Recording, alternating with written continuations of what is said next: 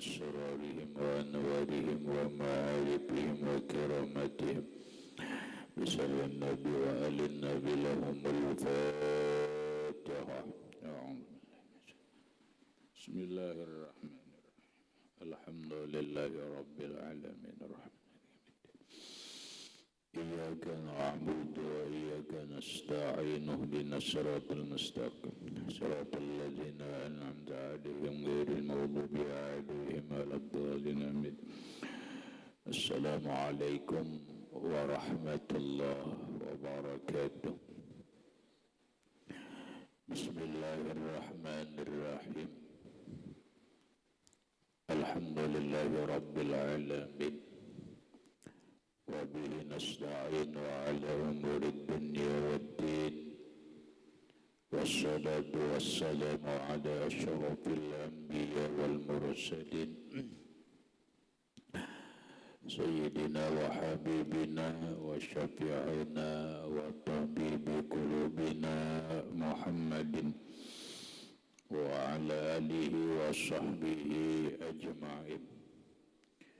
وسبحان الله والحمد لله ولا إله إلا الله والله أكبر لا حول ولا قوة إلا بالله العلي العظيم.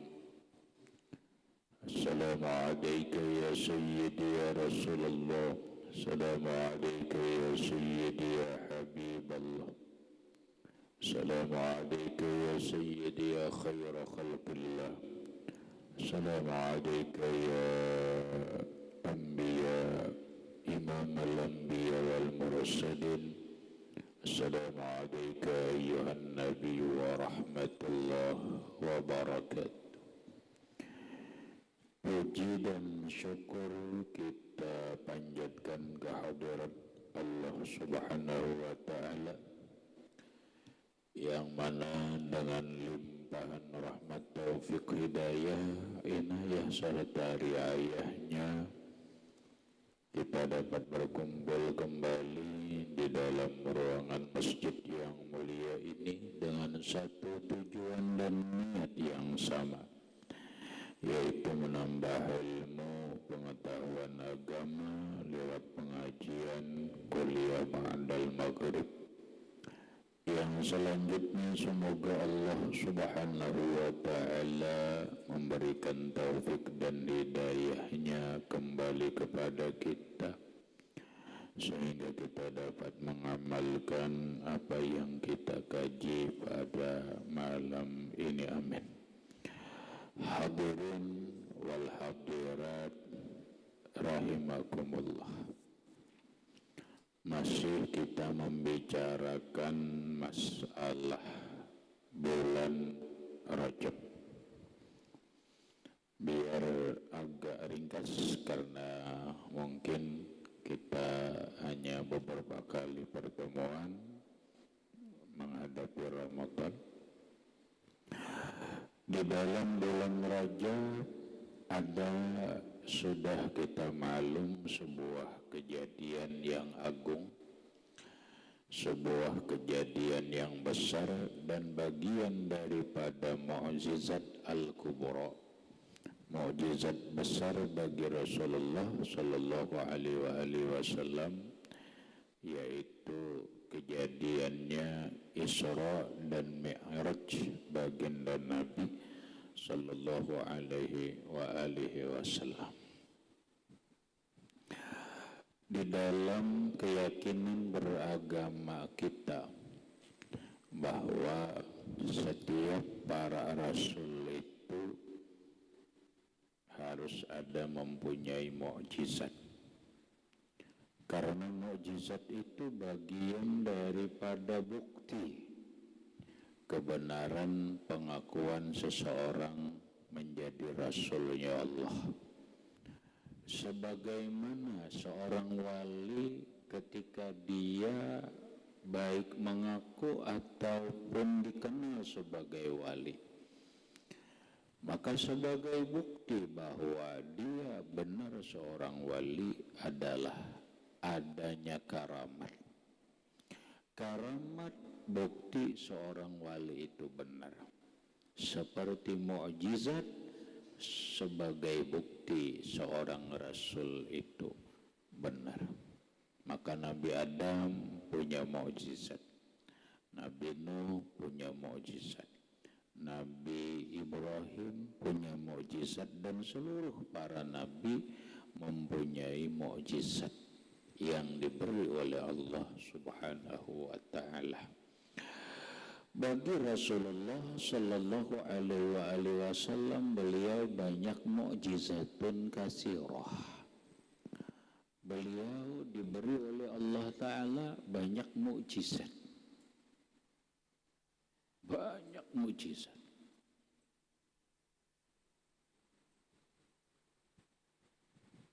Kalau bahasa diantaranya itu adalah burul alil. Tidak sedikit sahabat atau orang yang sembuh penyakitnya dengan satu diusap oleh Nabi. Ada yang didoakan Nabi kontan sembuh, ada yang diludahi oleh Nabi sembuh, dan sebagainya. Taksirul qalil banyak atau sering terjadi. Makanan yang tidak cukup, mestinya hanya cukup untuk bertiga, ternyata cukup untuk lebih daripada orang berpuluh-puluh. Bahkan ada kejadian, yaitu nabu'ul ma baina asabi'ihi sallallahu alaihi wasallam. Keluarnya air di antara celah jari-jari Nabi sallallahu alaihi wasallam sampai cukup berwudu orang 70. Ini di antara celah jari Nabi ini keluar banyu. Keluaran banyu cukup untuk berwudu 70 orang. Kalau kita hitung-hitung 70 orang itu kalau berwudu setengah liter aja 35 liter. Kada sedikit keluar banyu di sini. Itu kalau setengah liter. Kalau wudunya seliter berarti 70 liter. Ini banyak keluar banyu di sini. Dan itulah bagian yang disebut dengan afdhalul ma.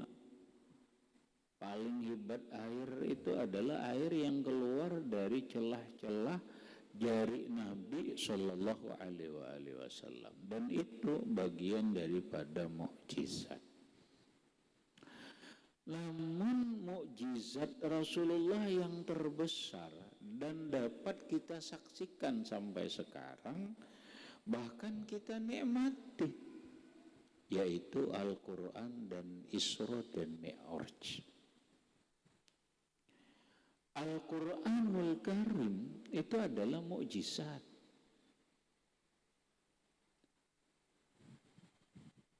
Di mana Al-Quran itu sebagai mukjizat terbesar baginda Rasulullah sallallahu alaihi wasallam. Salah satu bukti bahwa ini mukjizat Al-Quran adalah satu. Walaqad yassarna lil Qur'ani lizikri fahal min muddakir. Itu Allah tegaskan dalam Al-Quran. Sungguh kami mudahkan Al-Quran itu untuk dihafal. Fahal min muddakir.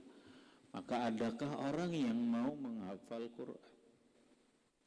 Maka sebagai bukti zaman sekarang yang hafal Al-Quran itu bukan puluhan ribu, tapi mungkin jutaan. Kita di Barabai ini alhamdulillah tidak hanya satu orang aja yang hafal Al-Quran, mungkin berpuluh-puluh orang di Barabai ini yang hafal Quran. Kalau kita kalkulasi seluruh Indonesia ini, ya mungkin ribuan orang yang hafal Quran. Belum lagi di negara Asia yang lainnya, belum lagi di Afrika, belum lagi di Jazirah Arab, maka boleh jadi ada jutaan umat Islam yang hafal Al-Quran. Sekarang kita lihat, orang adalah yang hafal kitab Injil. Ada. Pendeta sekalipun gak ada hafal kitab Injil. Sekarang ada orang yang hafal Taurat lah, gak ada. Ada orang yang hafal kitab Zabur lah, gak ada. Rasanya gak ada.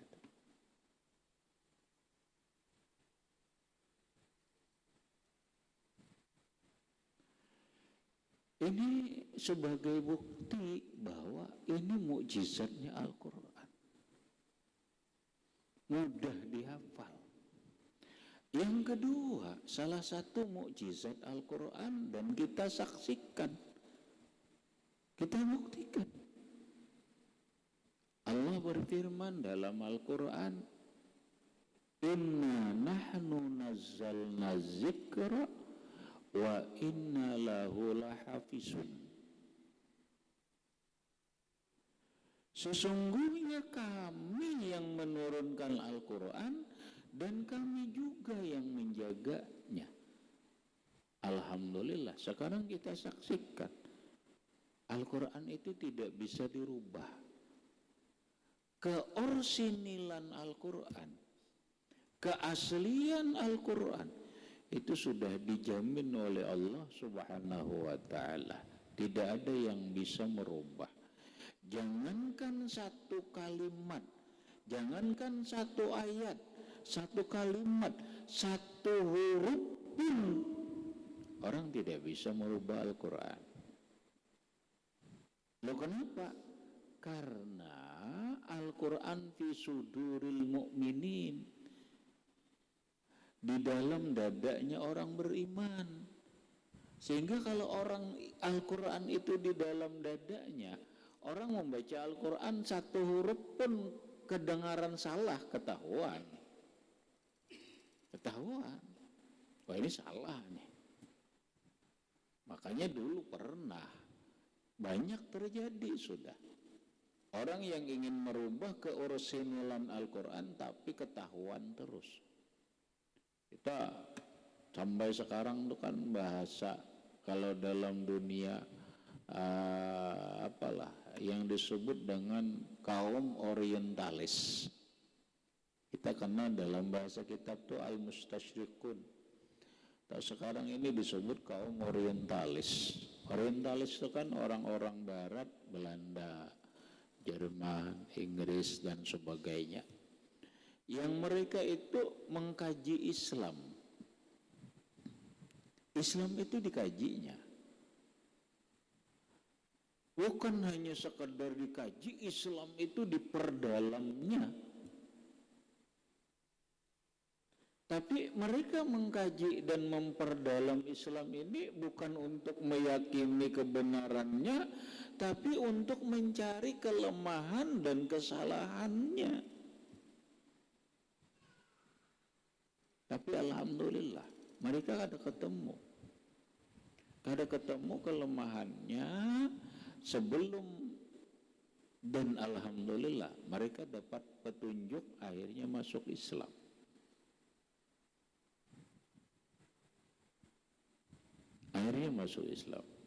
Kalau dalam dunia pesantren, Pak, dalam dunia pesantren itu ya sama orang pendidikan lain lah, biasanya kan punya kamus bahasa Inggris, kamus bahasa Jerman, kamus bahasa Indonesia. Ya sama lah, orang-orang pondok juga biasanya punya kamus. Ada yang disebut dengan kamus Arab, kamus bahasa Arab, biar tahu apa bahasa Arab artinya. Nah, maka dalam dunia pesantren itu kamus yang terbesar dan terlengkap ada yang namanya kamus Al-Munjid. Kalau kalian boleh gambarkan, tebalnya itu seini nah. Kamus Munjid itu tebalnya seini. Itu pengarangnya agamanya Katolik. Pengarangnya bukan orang Islam lah begitu, atau Nasrani lah. Menjadi kamus terlengkap. Orientalis.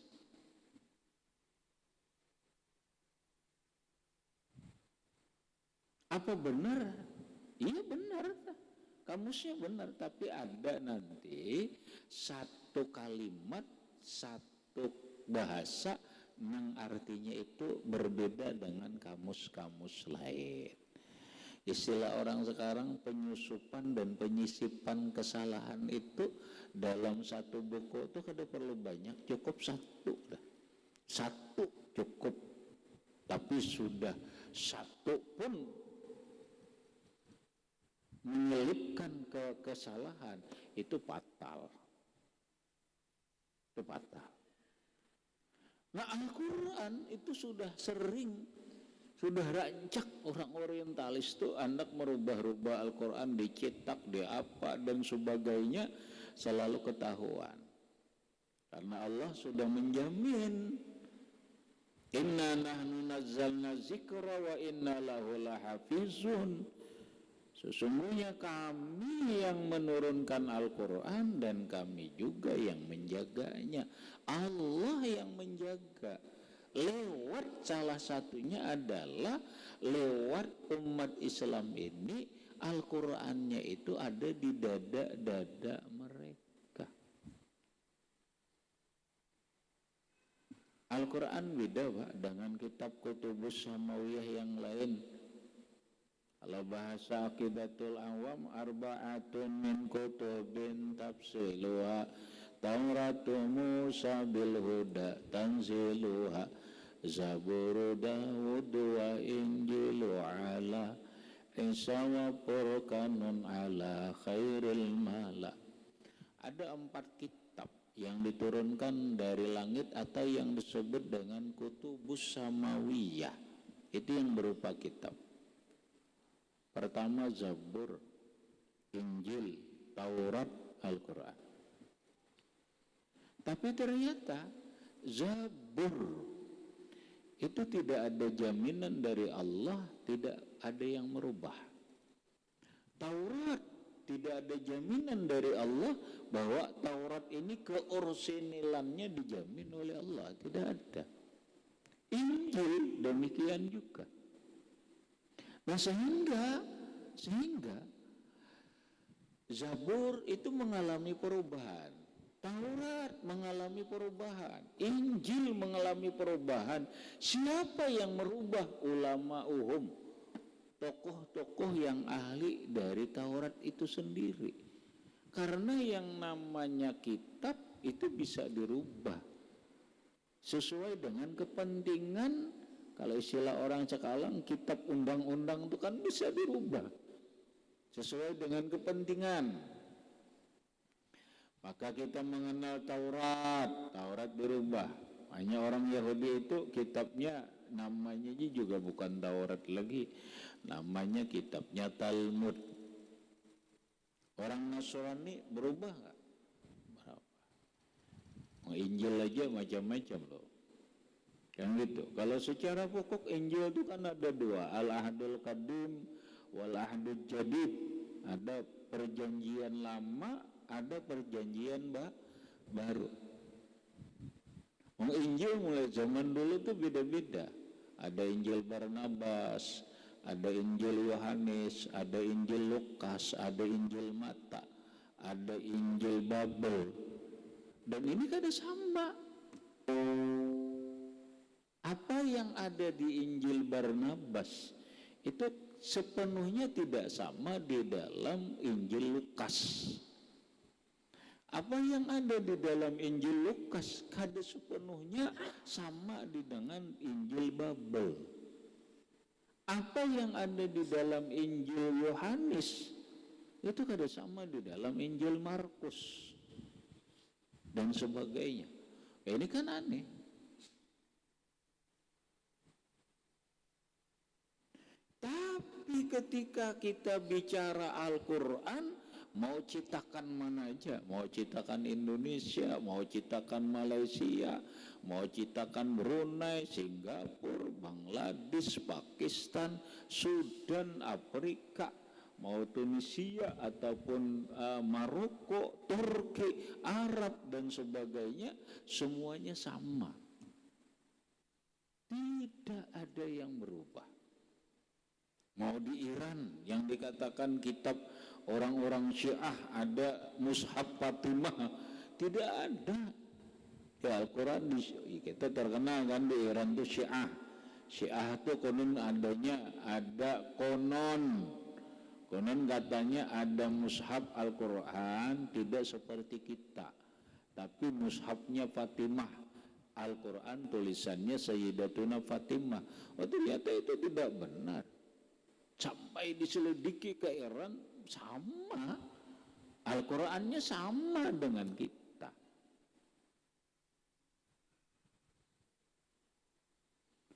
Nah ini bagian daripada mukjizat Al-Quran. Sekarang Al-Qurannya kita baca, ini mukjizat Rasulullah nih. Ini bukan sesuatu hal yang biasa. Al-Quran ini bukan hal biasa ya. Kalau bahasa orang itu jami'ul ulumu fih. Semua ilmu itu kan ada di dalam Al-Quran.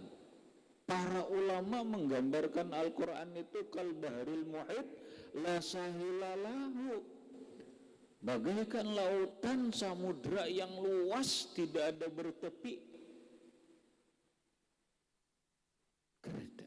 Saking luasnya Al-Quran itu, dipandang sudut ilmu apapun Quran itu hebat. Istilah orang sekarang Al-Quran bicara matematika itu ada di Al-Quran. Bicara IPA ada, ilmu fisika ada. Istilah orang sekarang mungkin ilmu astronomi ada, antropologi ada, ilmu psikologi ada, ilmu apapun ada di Quran. Ilmu apapun ada di Quran.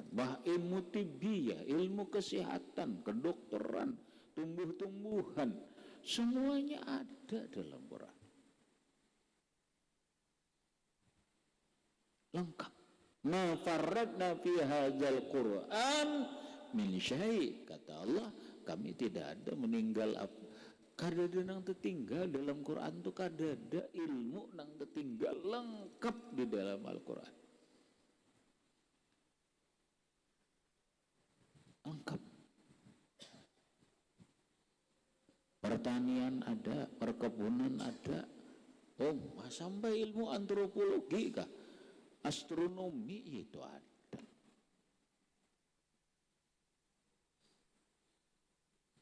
Nah, sampai Allah Ta'ala menggambarkan betapa luasnya makna Al-Quran itu, Allah katakan dalam Al-Quran, Qul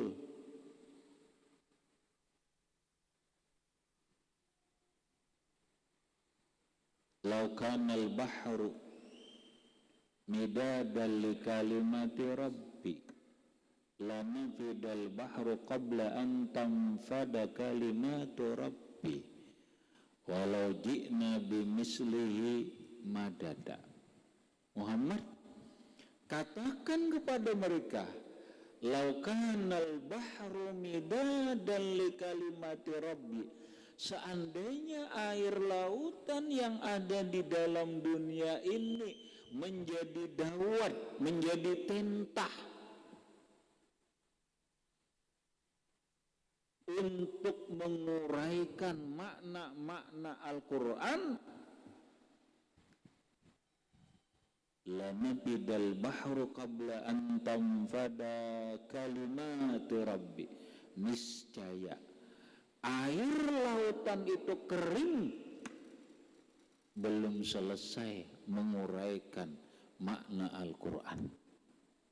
Walau ji'na bimislihi madada, sekalipun kita mendatangkan ratusan kali air lautan, tidak pernah bisa menghabiskan untuk menguraikan Al-Quran. Haza mu'jizatul kubra. Ini mukjizat yang agung. Alhamdulillah, Al-Qurannya kita baca, kita lihat, cuman belum kita paham, belum kita mengerti, belum apa-apa.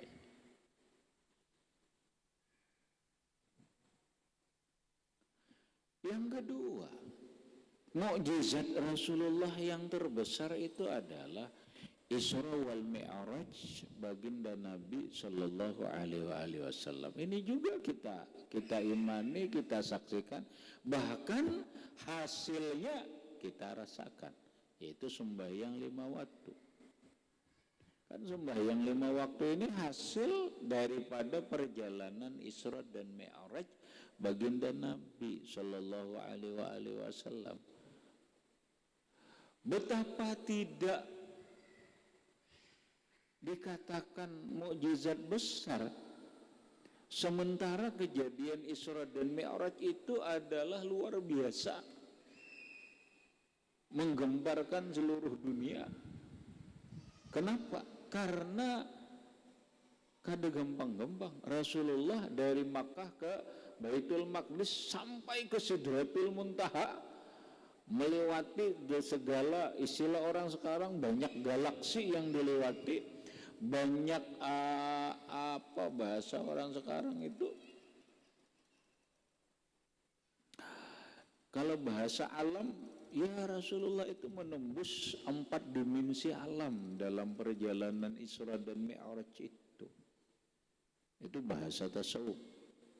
Yang ditembus oleh Rasulullah itu adalah 4 alam, alam muluk, alam malakut, alam nasut, alam lahut.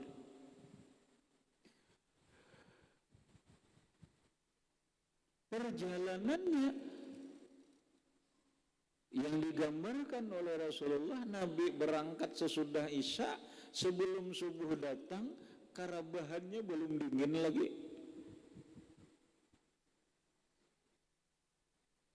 Karabahannya belum dingin. Nah, ini sangat menarik kita bahas. Sangat menarik kita bahas. Makanya insya Allah mungkin ke depan ini kita bahas sedikit dulu. Bahwa Isra dan Mi'raj itu adalah sebuah mukjizat besar. Di luar kemampuan akal manusia, tapi sekarang alhamdulillah sudah sedikit demi sedikit ternyata apa yang dalam Isra Mi'raj itu tergambar dalam kehidupan kita. Kenapa ya? Karena sekarang ini kan dunia modern serba canggih. Serba canggih. Satu gambaran aja sekarang.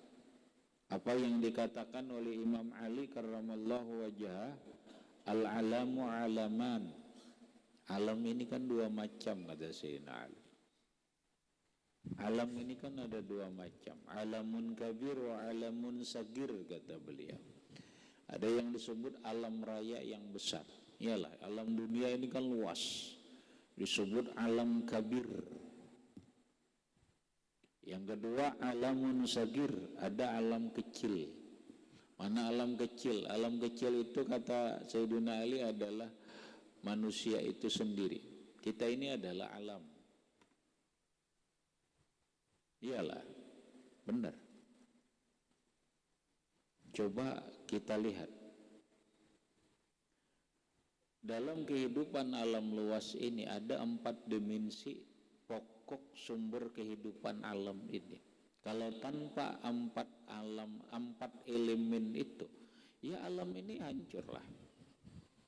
Ada 4 elemen di dalam alam ini, baik di alam kabir, dan itu ada juga di dalam diri kita yang kecil ini.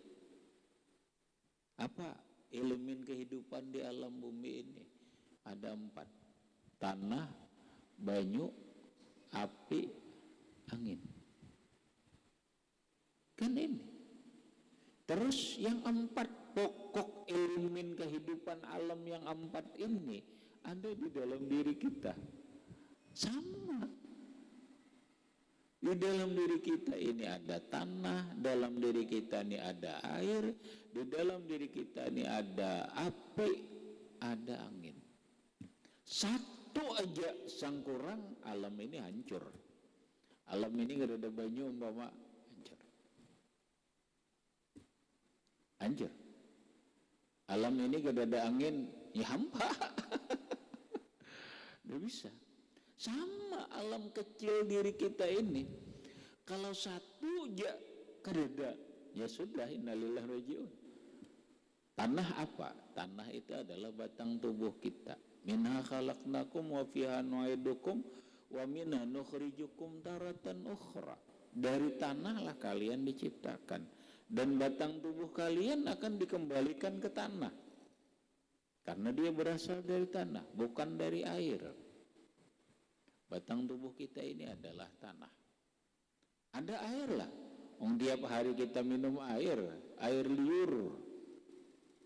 Kita jangankan kedada air, kekurangan air aja bahaya, yang disebut dengan dehidrasi. Kita ini kan hampir semuanya ada air. Dalam darah ada air, dalam kulit ada air. Ya ada air lah, harus cukup lah. Karena itu sumber kehidupan alam. Alam sanggir, alam kecil tubuh kita ini. Ada api lah. Dalam tubuh kita ini ada api. Api yang berkobar membangunkan semangat. Apa api itu? Darah. Darah itu adalah api. Makanya darah itu panas. Darah itu panas, bukan dingin. Ketika orang cuci darah biasanya hirang awak. Ya biasalah, darah itu panas, emosi. Orang marah itu muha abang. Ya loh, api. Kalau kadada darah mati, ya orang jangankan kadada darah, kurang darah aja, HB-nya rendah, pucat, lemah. Kada bisa. Harus ada darah yang cukup, darah yang bagus. Kemudian yang keempat, ada elemennya itu adalah angin. Adalah dalam alam kecil tubuh kita ini angin. Ada. Kenapa? Setiap saat kita mengeluarkan napas turun naik. Apa itu? Angin. Samalah. Yang di alam besar ini ada 4 elemen, tanah, banyu, api, dan angin. Dalam tubuh kita sama. Makanya Imam Ali mengatakan alamun sagir. Tubuh kita ini alam kecil. Tapi yang anehnya, wa fi alamis sagir alamul kabir.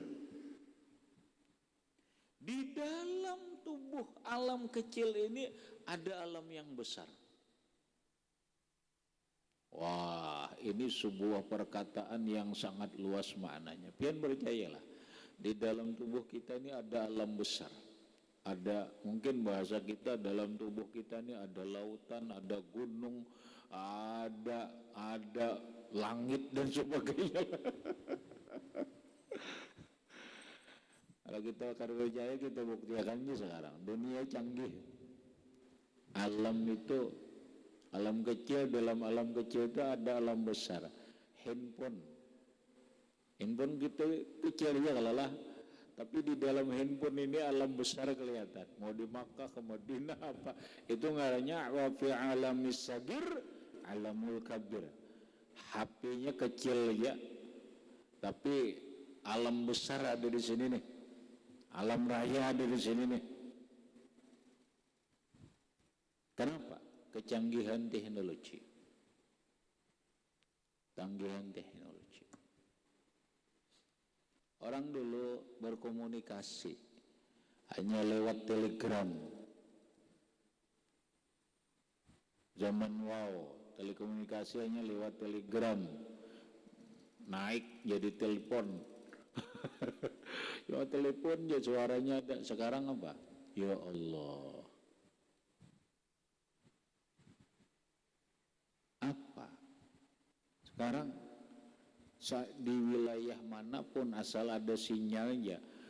Sekarang telepon, videonya, kondisi di sekitarnya kelihatan. Artinya apa? Artinya kejadian Isra dan Mi'raj itu, apa yang ada dalam Isra Mi'raj itu sudah mulai kelihatan. Ini dengan teknologi canggih.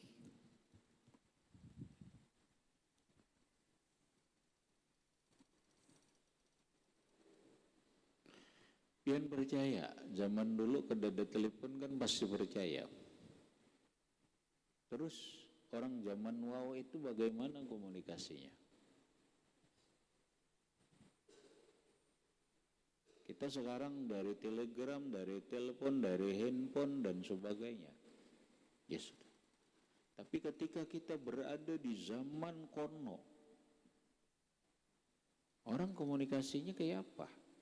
Untuk memberitahu ke yang jauh-jauh itu kayak apa? Itu sudah terjadi, Pak. Nabiullah Nuh alaihi salatu wassalam apabila memanggil anaknya yang ada di negeri Syam.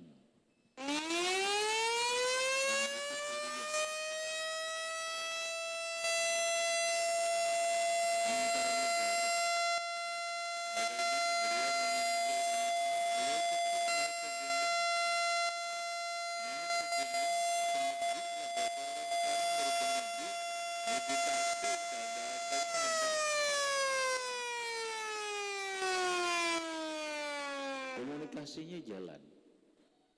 Ya apa itu namanya ilmu telepati atau apa, yang penting komunikasinya cuman orang dulu begitu. Nah sekarang kan dibuktikan dengan alat. Kalau dulu bukan alat, dengan diri. Nabi Nuh alaihissalam berkomunikasi dengan anaknya yang berada di Suriah ketika yang disebut dengan komunikasi batin. Orang akan percaya. Ulun percaya. Ketika ulun berada di sini, Syekh Abdul Qadir Jailani di Baghdad, dan ulun bisa berkomunikasi dengan Syekh Abdul Qadir Jailani, ulun percaya dalam tinjauan keilmuan. Loh kenapa? Ya buktinya ada. Handphone, telepon, bahkan handphonenya itu wujud daripada sesuatu yang tadinya disebut karamah, keistimewaan. Ini kan istimewa lagi, orang yang bisa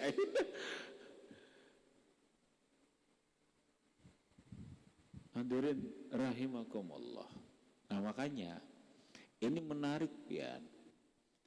Menarik kalau kita, ulun sering katakan kalau ngaji Isra Mi'raj ini bagus karena ada kajian yang mendalam dalam sudut pandang keilmuan, bermacam-macam keilmuan. Kalau kita mengkaji Isra Mi'raj dalam sudut pandang ilmu fikih itu kayak apa? Mengkaji Isra Mi'raj itu dalam sudut pandang ilmu hadis kayak apa? Dalam sudut pandang ilmu tauhid kayak apa? Dalam sudut pandang ilmu ma'rifat kayak apa? Dalam sudut pandang, oh ternyata rame.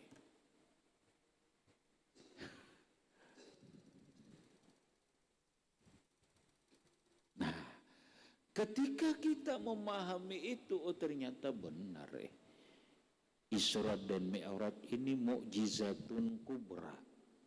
Mukjizat Rasulullah yang besar, yang ya Allah betapa agung.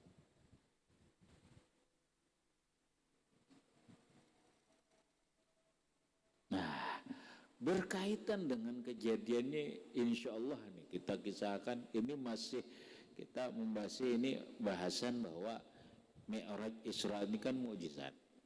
Nah, yang lewat kita sudah bahas ayat Subhanallazi asra. Kita belum bahas ayat-ayat per ayatnya itu. Nah, sebagai gambaran ke depan, sebagai bahasan kita, para ulama berbeda pendapat Nabi itu mengalami Isra dan Mi'raj ini dengan apanya. Sebagian ada yang berpendapat itu mimpi aja lah. Rasulullah mengalami Isra dan Mi'raj itu mimpi lah. Dah. Ada yang mengatakan Isra dan Mi'raj itu Nabi perjalanan jangan roh aja, jasadnya tetap aja ada. Nah, itu kada sempurna. Kejadian Isra dan Mi'raj itu dialami oleh Nabi ruhan wa jasadan, roh dan jasadnya. Mana dalilnya? Dalilnya adalah dalam ayat itu juga. Subhanallazi asra bi abdihi. Maha suci Allah yang menjalankan hambanya. Berarti kan di ayat itu nang Isra Mi'raj itu adalah hamba. Ya orang itu kalau disebut hamba ada jasad dan rohnya. Kalau cuma jasadnya ya orang mati, kalau cuma rohnya aja gentayangan. Tapi ketika jasad dan roh, dialah disebut qala inni abdullah, baru hamba Allah. Maka jelas Rasulullah itu mengalami perjalanan Isra dan Mi'raj itu bijasadihi wa ruhihi syarif, dengan jasad dan rohnya yang mulia, dengan dalil kalimat bi'abdi'i. Ini sebagai gambaran, kena kita bahas, insyaallah mudah-mudahan, mudah-mudahan kena kada sampai puasa kita tentonglah bicara, kadang panjang ya ringkaslah, kita tetap bicara Isra Mi'raj sambil dalam beberapa sudut pandang. Hadirin rahimakumullah, karena waktu itu dulu yang dapat ulun sampaikan. Mudah-mudahan bermanfaat bagi ulun dan sambian baratan, dan mudah-mudahan dan berkat kita berkumpul ini Allah Subhanahu wa taala ngampuni segala dosa-dosa kita, baik dosa zahir ataupun dosa batin, dan mudah-mudahan dengan berkat kita berkumpul ini Allah Subhanahu wa taala mengumpulkan kita di dalam surga dengan berkat Rasulullah sallallahu alaihi wasallam wa alihi wa ashabihi wa dzurriyyatihi wa bisirril Fatihah. A'udzu billahi minasyaitonir rajim. Bismillahirrahmanirrahim. Alhamdulillahi rabbil alamin arrahmanir rahim. Iyyaka na'budu wa iyyaka nasta'in. Ihdinas siratal mustaqim. Siratal ladzina an'amta 'alaihim ghairil maghdubi 'alaihim waladdallin. Bismillahirrahmanirrahim. Alhamdulillahi rabbil alamin. Allahumma shalli ala sayyidina Muhammad wa ala ali sayyidina Muhammad. Allahumma anfa'na bima 'allamtana wa 'allimna ma yanfa'una wa zidna 'ilma. Alhamdulillah ala kulli hal wa na'udzu billahi min al-'adab. Nas'aluka al-'afwa wal 'afiyya wal mu'afata ad-da'imah fid din wad dunya wal akhirah. Sallallahu ala sayyidina Muhammadin wa alihi wasallam. Alhamdulillahi rabbil alamin. Assalamu alaikum warahmatullahi wabarakatuh.